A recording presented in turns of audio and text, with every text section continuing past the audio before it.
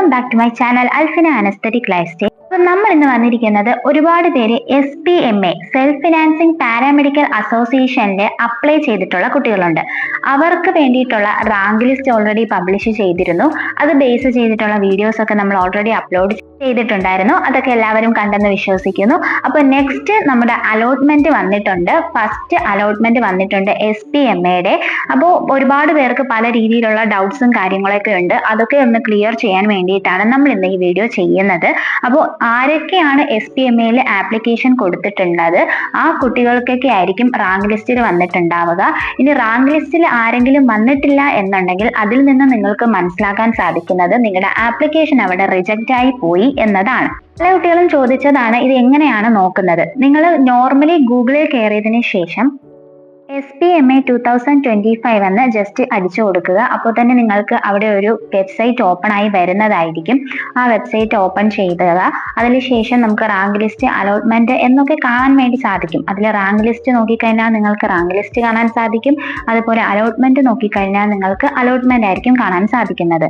ഞാനിപ്പോൾ ഇവിടെ അലോട്ട്മെന്റ് എന്ന് പ്രസ് ചെയ്ത് കഴിഞ്ഞിട്ട് ഇപ്പോൾ കാണാൻ സാധിക്കുന്നത് നിങ്ങളുടെ application number, date of birth, applicant mobile number ഇതെല്ലാം കൊടുത്തതിന് ശേഷം സബ്മിറ്റ് കൊടുത്തു കഴിഞ്ഞാൽ നിങ്ങൾക്ക് എവിടെയെങ്കിലും അലോട്ട്മെന്റ് കിട്ടിയിട്ടുണ്ട് എന്നുണ്ടെങ്കിൽ അത് നിങ്ങൾക്ക് അവിടെ കാണാൻ സാധിക്കും.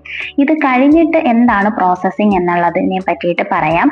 അതിന് മുന്നോടിയായിട്ട് നിങ്ങൾക്ക് ഏത് കോളേജിൽ ഏത് സബ്ജക്റ്റിലാണ് അഡ്മിഷൻ കിട്ടിയിട്ടുള്ളത് അല്ലെങ്കിൽ അലോട്ട്മെന്റ് കിട്ടിയിട്ടുള്ളത് എന്നത് നിങ്ങൾ കമന്റ് സെക്ഷനിൽ പറയണം കേട്ടോ. അതുപോലെ നിങ്ങളുടെ റാങ്ക് എത്രയായിരുന്നു, നിങ്ങളുടെ മാർക്ക് എത്രയായിരുന്നു എന്നതും കൂടി ഒന്ന് കമന്റ് സെക്ഷനിൽ പറയാട്ടോ. അത് വെച്ച് കമ്പയർ ചെയ്ത് നെക്സ്റ്റ് കുട്ടികൾക്ക് എങ്ങനെയെങ്കിലും അഡ്മിഷൻ കിട്ടാനുള്ള ചാൻസ് ഉണ്ടോ എന്ന് നമുക്ക് മനസ്സിലാക്കാൻ വേണ്ടി സാധിക്കുന്നതായിരിക്കും. അത് മറ്റു കുട്ടികൾക്ക് ഹെൽപ്ഫുള്ളും കൂടെ ആയിരിക്കും.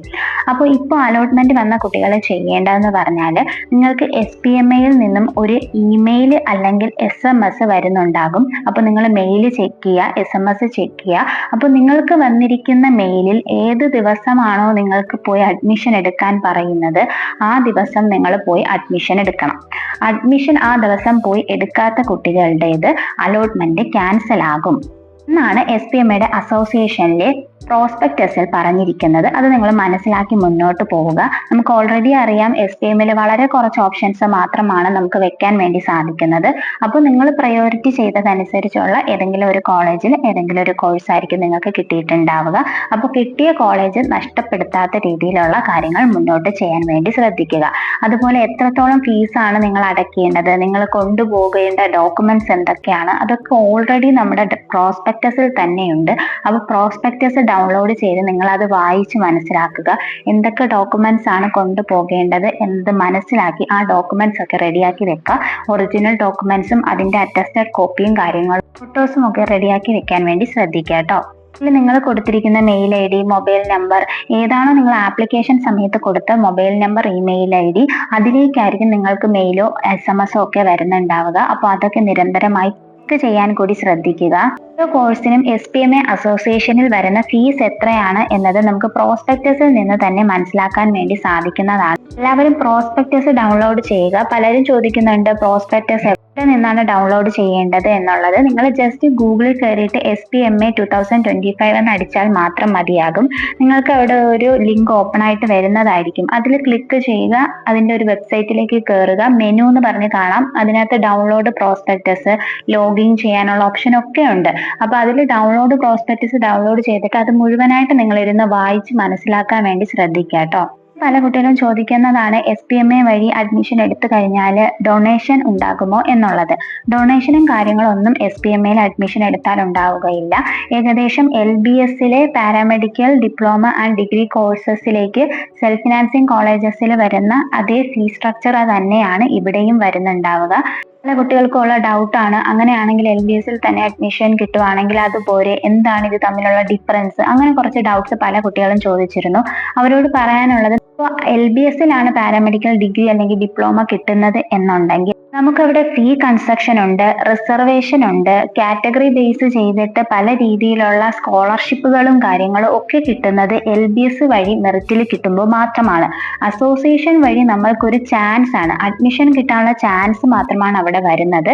ഇവിടെ ഫീ കൺസെഷൻ ഉണ്ടാവില്ല, അതായത് ഒരു കാറ്റഗറിക്കും ഫീ കൺസെഷൻ ഉണ്ടാവില്ല. അതായത് നമുക്ക് എക്സാമ്പിൾ ആയിട്ട് പറയുവാണെങ്കിൽ LBS OEC SC ST കാറ്റഗറിക്കൊക്കെ ഗ്രാൻഡ് സ്കോളർഷിപ്പോട് കൂടി പഠിക്കാൻ വേണ്ടി സാധിക്കും. എന്നാൽ മാർക്ക് കുറഞ്ഞ കുട്ടികൾ, ഇതിൽ തന്നെ മാർക്ക് കുറഞ്ഞ കുട്ടികൾക്ക് ചിലപ്പോൾ LBS കിട്ടാതെ വരുന്ന കുട്ടികൾ ഇതുപോലെ അസോസിയേഷനിൽ കയറുകയാണ് എന്നുണ്ടെങ്കിൽ ഇവർക്ക് ഈ അസോസിയേഷൻ വഴി കാറ്റഗറി ബേസ് ചെയ്തിട്ടുള്ള റിസർവേഷൻ വരികയില്ല. ജനറൽ കാറ്റഗറി സ്റ്റുഡൻസിന് ഏത് രീതിയിലാണോ ഫീസ് കൊടുക്കേണ്ടത് അതേ സെയിം ഫീസ് ആയിരിക്കും OEC SC ST category students ആയാലും ഈ ഒരു അസോസിയേഷൻ വഴി അഡ്മിഷൻ എടുത്തു കഴിഞ്ഞാൽ കൊടുക്കേണ്ടത്.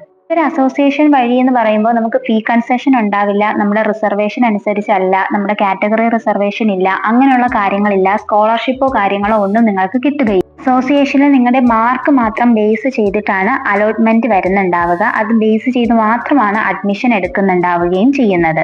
പ്രത്യേകം ശ്രദ്ധിക്കേണ്ടത് നിങ്ങളുടെ ആപ്ലിക്കേഷൻ നമ്പർ, അതുപോലെ തന്നെ ഇമെയിൽ ID, പാസ്വേഡ്, അതുപോലെ തന്നെ നിങ്ങൾ കൊടുത്തിട്ടുള്ള കോൺടാക്ട് നമ്പറും കാര്യങ്ങളൊക്കെ വളരെ അധികം സൂക്ഷിച്ച് തന്നെ വെക്കണം. കാരണം ഇതിലേക്കായിരിക്കും ബാക്കി നിങ്ങളുടെ പ്രോസസ്സിങ് കാര്യങ്ങൾക്ക് നിങ്ങൾക്ക് അറിയാൻ വേണ്ടി സാധിക്കുന്നത്.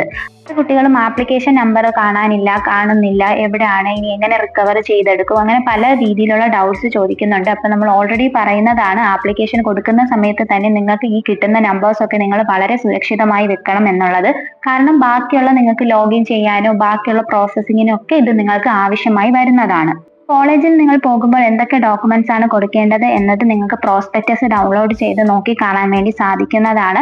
നോർമലി പറയുവാണ് എന്നുണ്ടെങ്കിൽ നമ്മുടെ എല്ലാത്തിന്റെയും ഒറിജിനൽ ഡോക്യുമെന്റ്സും അതിന്റെ അറ്റസ്റ്റഡ് കോപ്പികളും പിന്നെ നമ്മുടെ ഫോട്ടോസ്, പാസ്പോർട്ട് സൈസ് ഫോട്ടോസ് വിത്ത് വൈറ്റ് ബാക്ക്ഗ്രൗണ്ട്, ആ രീതിയിലുള്ള കാര്യങ്ങളൊക്കെ നിങ്ങൾ ചെയ്ത് വെക്കുക. ഇത് ബേസ് ചെയ്ത് എന്തെങ്കിലും ഡൗട്ട്സോ കാര്യങ്ങളോ ഉണ്ടെങ്കിൽ നിങ്ങൾക്ക് അത് കമന്റ് സെക്ഷനിൽ ചോദിക്കാവുന്നതാണ്. അതുപോലെ ഈ അലോട്ട്മെന്റ് ക്യാൻസൽ ചെയ്യണമോ എന്നുള്ളതൊക്കെ നിങ്ങൾക്ക് ചിന്തിക്കാനുള്ള കാര്യമാണ്. നിങ്ങൾ നല്ലൊരു ചോയ്സ് എടുക്കുക.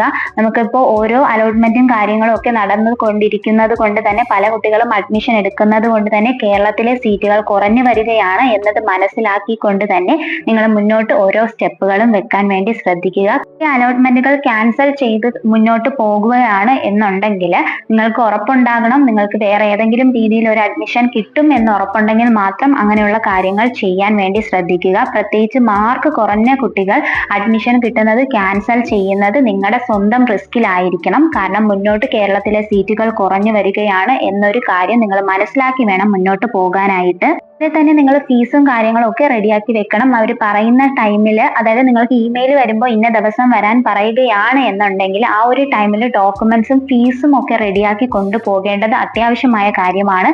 പിന്നീട് നിങ്ങൾക്ക് ഒരു ഫീസ് അടയ്ക്കാൻ വേണ്ടി ഒരു സമയം തരില്ല. അപ്പോൾ ഇതുപോലെയുള്ള അപ്ഡേറ്റ്സിന് വേണ്ടി നമ്മുടെ ചാനൽ സബ്സ്ക്രൈബ് ചെയ്യുക. കറക്റ്റ് ടൈമിന് അപ്ഡേഷൻ കിട്ടുന്നതിന് വേണ്ടിയിട്ട് നോട്ടിഫിക്കേഷനിൽ ഓൾ എന്ന ഓപ്ഷൻ എനേബിൾ ചെയ്യുക. അതുപോലെ നിങ്ങളുടെ ഫ്രണ്ട്സിലേക്കും ഷെയർ ചെയ്ത് കൊടുക്കുക. നെക്സ്റ്റ് അപ്ഡേറ്റുമായിട്ട് നമുക്ക് ഉടനെ തന്നെ കാണാം. അതുവരേക്കും okay bye. Thank you for watching.